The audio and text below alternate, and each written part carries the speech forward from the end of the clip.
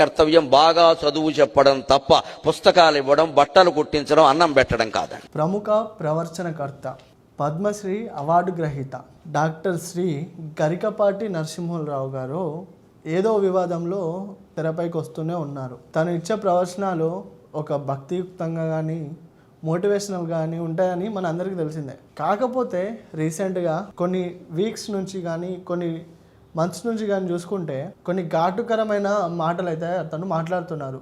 ఈ ప్రవచనాలు చెప్తూనే ఆ ప్రవచనాలకి సంబంధం లేకుండా వేరే టాపిక్ గురించి అతను మాట్లాడడం. రీసెంట్గా నా అన్వేషణ కూడా ఈ గరికపాటి పైన తనదైన స్టైల్లో ఒక వీడియో రిలీజ్ చేశాడు. సోషల్ మీడియాలో కానీ వేరే ప్లాట్ఫామ్లో కానీ ఇది ఎంత బాగా వైరల్ అయిందో మన అందరికీ తెలిసిందే. కానీ ఈరోజు అంటే రీసెంట్గా గరికపాటి గారు అయితే కొన్ని స్టేట్మెంట్స్ ఇచ్చారు. ఆ స్టేట్మెంట్స్ ఏంటంటే పిల్లలు తినే అంటే గవర్నమెంట్ స్కూల్ పిల్లలు తినే మిడ్ డే మీల్స్ పైన తనదైన ఒక ఘాటు వ్యాఖ్యలు అతనైతే మాట్లాడారు.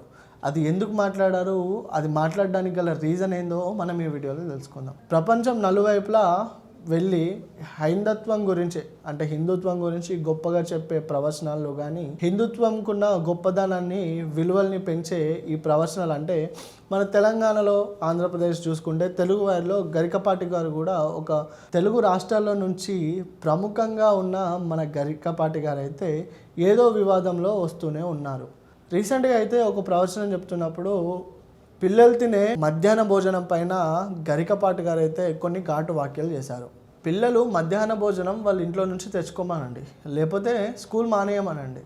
శోభనానికి సిద్ధపడ్డ పెళ్లి కొడుకుల వాళ్ళు మంచమెక్కి కూర్చుంటున్నారు, చదువు పైన శ్రద్ధ లేదు అంటూ గుడ్డు పెట్టడం మానేయండి. స్కూల్ చదివే పిల్లలకి గుడ్డు ఎందుకు పెట్టాలి, మిడ్ డే మీల్స్ ఎందుకు, వారికి తెచ్చుకుంటే భోజనం ఇంటి నుంచి తెచ్చుకోమనండి, లేకపోతే చదివే మానేయమనండి అని కొన్ని స్టేట్మెంట్స్ అయితే గరికపాటి గారు అయితే వదిలారు.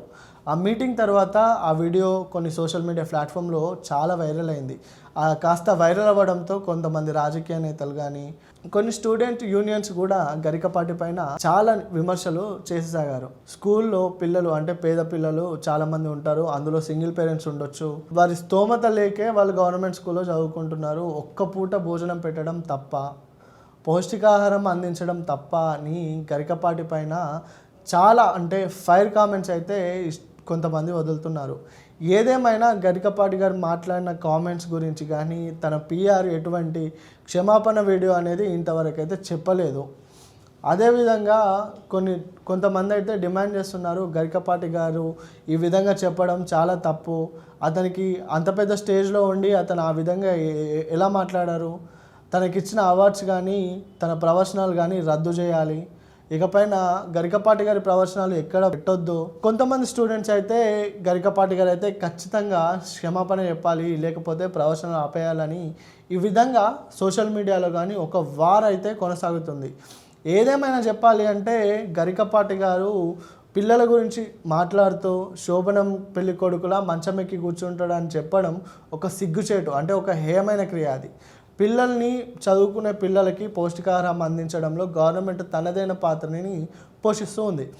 అదే రీతిగా పిల్లలకి పౌష్టికాహారం కానీ చదువు పట్ల శ్రద్ధ కానీ గవర్నమెంట్ పిల్లలకి ఈ విధంగా సహకారాన్ని అందిస్తే గరికపాటి గారు ఇచ్చిన కామెంట్స్ అయితే గుడ్డు పెట్టడం మానేయండి, మాస్టర్లు లెక్కలు వదిలేసి గుడ్డు లెక్కలే లెక్క పెడుతున్నారు, ఎన్ని గుడ్లు వచ్చాయి, ఎన్ని గుడ్లు పోయాయి, మధ్యలో ఎన్ని గుడ్లు పేలాయని ఈ విధంగా అంటే మీకు ఆ వీడియో చూస్తే క్లియర్గా అర్థమైపోతుంది. ఏదేమైనా చెప్పాలి అంటే గరికపాటి గారు ఇచ్చిన స్టేట్మెంట్స్కి అయితే యావత్తు తెలంగాణ ఆంధ్రప్రదేశ్లో ఉన్న కొన్ని సంఘాలు అయితే చాలా కోపాన్ని అయితే ఆగ్రహాన్ని వ్యక్తం చేస్తున్నారు. సో మీరేమనుకుంటున్నారు, గరికపాటి గారు ఇచ్చిన స్టేట్మెంట్స్పై మీ అభిప్రాయం ఏంటో కామెంట్లో తెలియజేయండి.